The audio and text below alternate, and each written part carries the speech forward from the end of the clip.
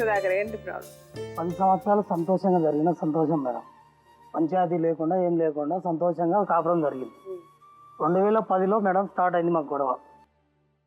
చిన్న పంచాయతీ గురించి ఆమె ఊరికి వెళ్ళిపోయింది మేడం. ఏం పంచాయతీ? ఫస్ట్ ఏమో మేము జగన్ ఓట్ల ఎలక్షన్ల గురించి పోయినాం మేము మేడం అక్కడికి. అప్పుడు ఏమైందంటే మా ఫ్రెండ్ వాళ్ళ తమ్ముందు పెళ్లి ఉండింది మేడం. యాక్చువల్గా మేము ఇక్కడ నుంచి పోయేటప్పుడు ఏదో ఉన్నంతలో బట్టలు కొనుక్కొని వెళ్ళిపోయాం మేడం. అక్కడ వెళ్ళిపోయిన తర్వాత మా ఫ్రెండ్ వాళ్ళ తమ్ముని పెళ్ళికి నేను మళ్ళీ వస్తాను 2 రోజులనే వెళ్ళిపోయినా మేడం.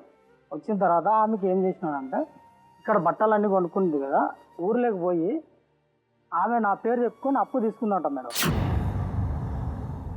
అప్పు తీసుకునేప్పటికి అరే పలానా ఆమె వచ్చేసి అప్పు తీసుకుపోయిందని మా అమ్మ షాప్కి వెళ్తే మా అమ్మకి అడిగింది, నీ కోడలు ఇట్లా వచ్చి అప్పు తీసుకుపోయింది అని. ఇంటికి వచ్చినాక అదే విషయం అడిగింది, నువ్వు ఇంట్లో చెప్పిపోతే నీకు డబ్బులన్నా ఇస్తాం, అంటే మేము చెప్పైనా తీసుకొని వస్తాం కదమ్మా, ఎవరో చెప్తే ఎందుకు తీసుకున్నావు అని చెప్పిండ్రు. దానికి గొడవ. నాకు డైరెక్ట్గా తీసుకునే స్తోమత లేదా, నీకు చెప్పేవాళ్ళంటే ఆల్రెడీ తీసుకున్నాం మేడం, నచ్చిందంటే సరే ఇంట్లో ఒక్క మాట చెప్పి పోవచ్చు, తప్పు లేదు మేడం, దాని కాదండి. అది ఫస్ట్ గొడవ. ఇంకోటి ఏంటంటే మేడం వాళ్ళ చెల్లెలి భర్త నా దగ్గర ఉన్నారు మేడం, కొద్దిగా 7-8 నెలలు ఉన్నారు.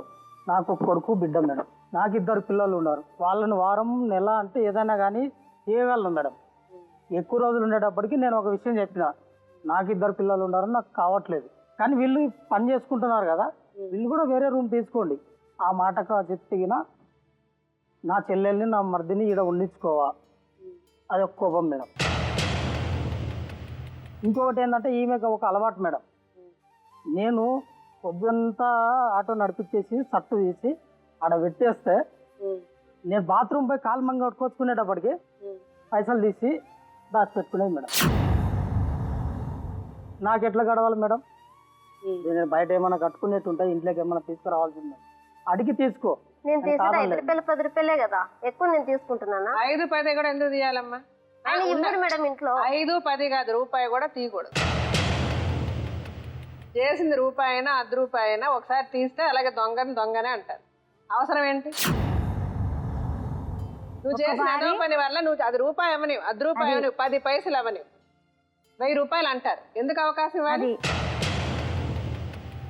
చెప్పండి. అక్కడ ఏం పంచాయతీ అనేది చెప్తాను మేడం. ఆస్తి పిల్లలు నాకు ఇచ్చేయాలి, భార్య కావాలంటే నువ్వు వచ్చి నా ఇంట్లో ఉండు, లేదా మా ఊరిలో పక్కనే కోయిలుకుంటుంది మేడం, 6-7 కిలోమీటర్లు, అక్కడనో ఉండండి మేడం. నాకు కాళ్ళు చేతులు బాగానే ఉన్నాయి మేడం. ఎంతన్నా కానీ రోజుకు 100 కానీ 50 కానీ సంపాదించుకొచ్చి అందరికీ మేడం సంతోషంగా పెడుతున్నా, తింటున్నారు. అలాంటప్పుడు నేను అక్కడికి ఎందుకు వెళ్ళాలి మేడం? ఇదే విషయం మళ్ళీ పెద్ద మనుషులు చెప్తే నా మాట వినకపోతే మీ ఊర్లో మీ వాళ్ళతోటే నేను కేసులు పెట్టిస్తా మేడం. వాస్తవానికి పెళ్ళైన ఒక సంవత్సరంన్నర తర్వాత సంవత్సరంన్నర వరకే మేము కలిసి ఉన్నాం మేడం. తర్వాత ఆయన రూమ్ ఆయనది, నా రూమ్ నాది. 3 సంవత్సరాల వరకు కలిసే ఉన్నారు మేడం. 3 సంవత్సరాలు మీరు కలిసి ఉన్నారా? ఎక్కడ రూమ్ ఈ ఏరియా ఈ ఊరు. సరే పోనీ మీరు కలిసి ఉన్నారో లేదో, మీరు వేరే ఉన్నారా, ఆవిడ వేరే ఉందా? అంతేగా. మీ అమ్మ నాన్న దగ్గర ఉందంట ఆవిడ, మీరు వేరే ఉన్నారంట. సో ఆవిడ ఎలిగేషన్స్ అంతా మీ అన్నగారు ఆవిడని చాలా బాధ పెట్టారని, ఎంతవరకు ఆయన ఇంటర్ఫియరెన్స్ ఉందని అడుగుతున్నాను. అంత ఏం లేదు మేడం.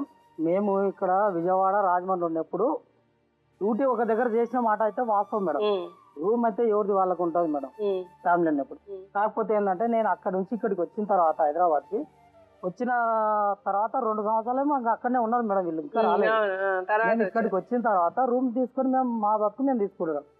ఎప్పుడైనా వచ్చినప్పుడు ఏంటంటే, అరే నువ్వు ఇన్ని సంవత్సరాలు చేస్తున్నావు కదా, డబ్బులు ఏమన్నా కూడా పెట్టినావా, 2 పిల్లలు పుట్టినారు కదా, నువ్వు ఏమన్నా సంపాదించి పిల్లల కోసం ఏమన్నా పెట్టినావని.